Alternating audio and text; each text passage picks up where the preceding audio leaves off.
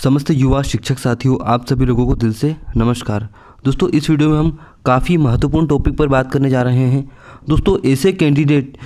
जिनको ये लगता है कि उनके स्कोर कार्ड में बहुत कम अंक है तो क्या उनका सिलेक्शन नहीं होगा, क्योंकि हमारे वीडियोस के कमेंट बॉक्स में कई सारे कैंडिडेट ऐसे हैं जो अपना स्कोर कार्ड बताते हैं और पूछते हैं कि सर हमारा इतने स्कोर कार्ड में सिलेक्शन हो पाएगा अथवा नहीं हो पाएगा। दोस्तों देखिए, अतिथि शिक्षक की भर्ती की जो प्रक्रिया है, यह एग्ज़ाम के बेस पर कैंडिडेट को सिलेक्ट करने वाली प्रक्रिया नहीं है।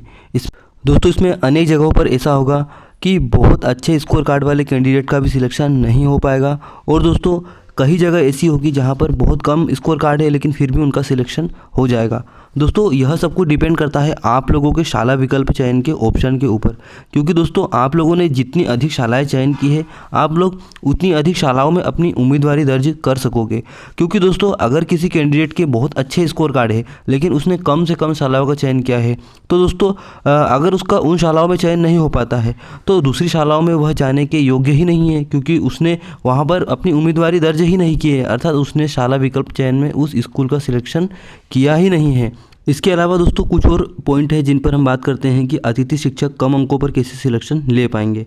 जैसे कि गेस्ट टीचर की वेटिंग लिस्ट।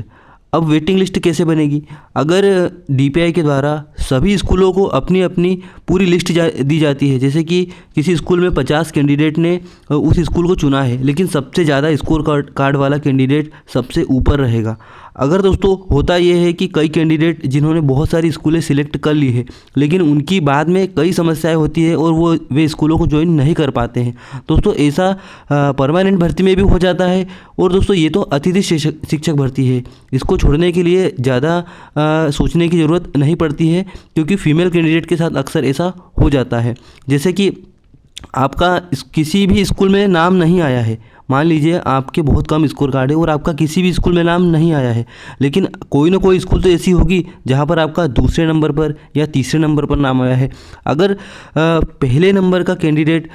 जिसको अपनी शाला आवंटित हुई है लेकिन फिर भी वह शाला को ज्वाइन नहीं करता है, और दोस्तों प्रधान पाठक के पास अगर ये पावर होती है कि वह दूसरे नंबर या तीसरे नंबर के कैंडिडेट को बुला सकता है अगर वह ज्वाइनिंग लेने के इच्छुक हो, तो दोस्तों ऐसे में आप लोगों के लिए जिनका सेकेंड या थर्ड प्लेस पर किसी स्कूल में नाम है तो उनके लिए मौके वहाँ पर बन सकते हैं। उसके बाद अगर हम दूसरी प्रक्रिया की बात करें तो दोस्तों विभाग द्वारा खाली पदों पर दूसरी काउंसलिंग के माध्यम से अतिथि शिक्षकों का चयन हो सकता है। जैसे कि पहली काउंसलिंग में मान लीजिए कि 30,000 कैंडिडेट जिनको स्कूल आवंटित हुई थी, लेकिन 30,000 में से 25,000 कैंडिडेट ही स्कूल ज्वाइन करते हैं और 5,000 पद खाली रह जाते हैं। तो दोस्तों विभाग चाहे तो दूसरी काउंसलिंग के माध्यम से उन कैंडिडेट्स को फिर से शाला विकल्प चयन का ऑप्शन दे सकता है जिनका सिलेक्शन नहीं हुआ है। तो दोस्तों ऐसे में भी कम अंक के कैंडिडेट के लिए चांस बन सकते हैं।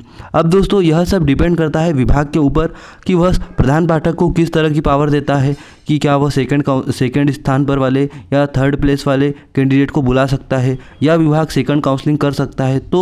तो कई मौके बन सकते हैं उन कैंडिडेट के लिए जो कि कम अंक रखते हैं और उनको भी स्कूल मिलनी चाहिए। अब दोस्तों आप लोग कमेंट बॉक्स में अपनी सलाह दीजिए कि विभाग को कम अंक के कैंडिडेट के लिए क्या प्रावधान करना चाहिए जिससे कि उनको भी मौका मिल सके, क्योंकि कोई शाला खाली जाती है या किसी शाला में कोई कैंडिडेट ज्वाइनिंग नहीं लेता है, उसका सिलेक्शन होता है उसके बाद भी ज्वाइनिंग नहीं लेता है, तो क्या कम अंक के कैंडिडेट को मौका मिलना चाहिए अथवा नहीं मिलना चाहिए।